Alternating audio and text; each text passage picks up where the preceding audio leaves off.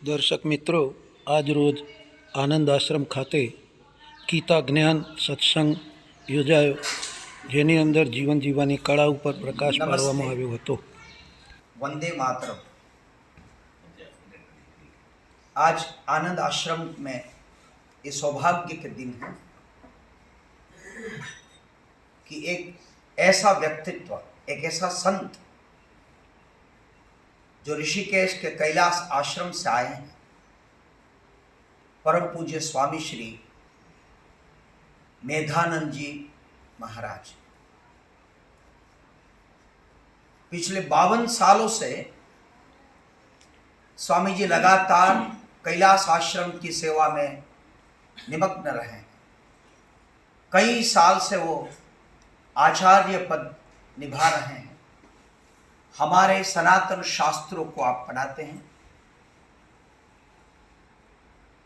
ये कैलाश आश्रम वो परंपरा का आश्रम है जिस सनातनी परंपरा में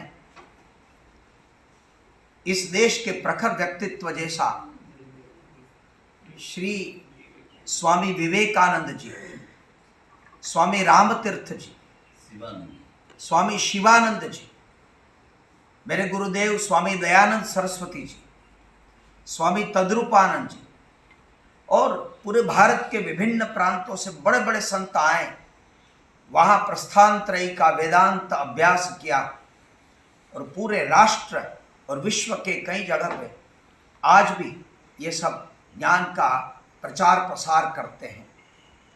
ये सौभाग्य है कि स्वामी जी पिछले 1.5 महीने से हमारे संतराम मंदिर में रहते हैं। संतराम मंदिर एक ऐसा स्थान है जहाँ पे भारतवर्ष के सभी संत आते हैं और वहाँ अपनी विश्रांति के लिए यहाँ आते हैं। मंदिर उनकी हर तरह से सेवा करता है। हम सब स्वामी जी के श्री चरणों में बैठ के ब्रह्म सूत्र का अध्ययन कर रहे हैं। सद्भाग्य की ये भी बात है कि हमारे संतराम मंदिर के महान परम पूज्य श्री रामदास जी महाराज भी परम पूज्य स्वामी मेधानंद जी के पास बैठ के मांडुक्य उपनिषद का अध्ययन कर रहे हैं। तो ऐसा एक व्यक्तित्व जो शास्त्रों को समझते हैं, जानते हैं, जीते हैं। एक जीवन मुक्त की अवस्था कैसी हो, उनका आनंद कैसा हो, उनकी ज्ञान की दृढ़ता कैसी हो, भक्ति की सुलभता कैसी हो और व्यवहार कितना सहज हो, वो उनके पास बैठने से अनुभव हुआ करता है। कि हर बार स्वामी जी यहाँ आते रह गए और हम सब उनके पास बैठ के उनके शिर चरणों में रह के उनके जैसी ही मति हम पाएं, ऐसी प्रार्थना करता हूँ। ये जो मन शुद्ध करे, ये अहंकार आदि छोड़ दे और भगवान जी से बताया उसका मार्ग अनुसरण करे, तब पूरा शांति मिले। क्यों नहीं मिलेगी? हम लोग क्या दूसरा कुछ करते हैं क्या? हम लोग तो वही करते हैं। भगवान जैसे बोले वैसा करते हैं सुबह से शाम तक, और दूसरा कोई देता है नहीं। कोई खिलाता है, पिला देते, बस ऊपर से दक्षा भी देते फिर वो खुश है।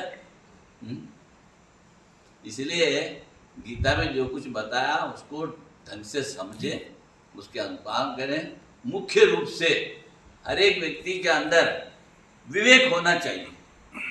भगवान ने कहा नित्यम असुखम लोकम प्राप्य भजस्व दुखालयम अशाश्वतम। इसका अपना गाढ़ बांध के रखे, उसके अनुसार चले। किंतु हर एक व्यक्ति सोचता है ये दुनिया नित्य है, मैं नित्य हूँ, मैं शरीर नित्य हूँ, इंद्रियां नित्य हूँ, उसके अनुसार वो आचरण करता है। ऐसा नहीं चलता। स्वामी जी, ये आप अभी बता रहे हो, ये संस्कृति और ये जो वर्तमान समय चल रहा है, इनमें आज की जो परिस्थितियां है, तो उनके समाधान के लिए आप क्या कह सकते हो? हमारा पास जो आएंगे उसको तो बुद्धि दे देंगे। नहीं, किस तरह करना चाहिए, आप संदेश दो।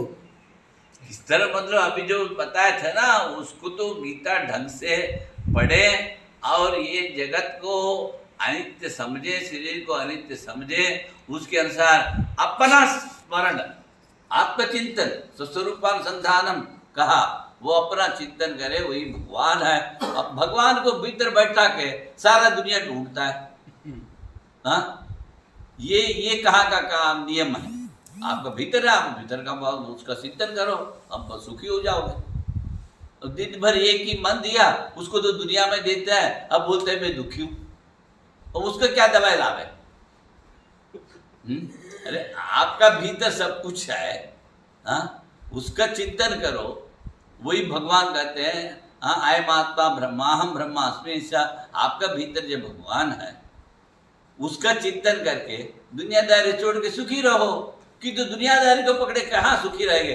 जो जो भगवान का चिंतन छोड़ के जो दुनिया का चिंतन, कौन सुखी है बताओ? तो गीता में भगवान ने कहा है कि आत्मा को पहचानो, तो आत्मा की पहचान करनी है, आत्मा को जागृत करना है।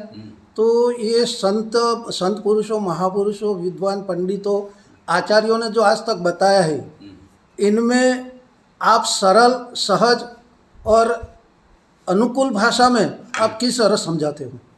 देखो, कोई आपको बड़ा बड़ा शास्त्र पढ़ने की जरूरत नहीं।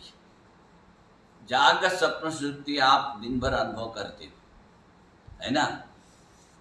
जो स्वप्नावस्था में बाहर का बत्ती बंद है, अंदर का बत्ती बंद है, आप आंख बंद करके बैठे हो, किंतु प्रकाश दिखता है। प्रकाश कहाँ से आया? इतना विचार करो। आपका भीतर से आया।